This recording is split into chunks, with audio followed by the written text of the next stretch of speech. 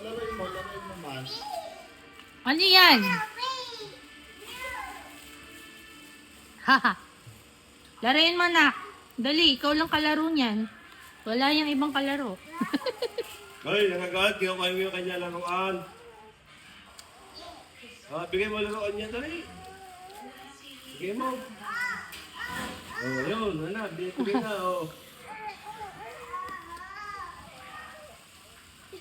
Inaantok na. Ayun.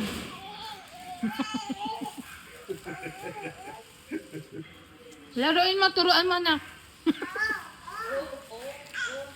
Ayun, mabuti. Nakturuan mo daw? Ayos na, ayos na, ayos na. Naiinis na siya. Wala. Ayaw mong pansinin eh.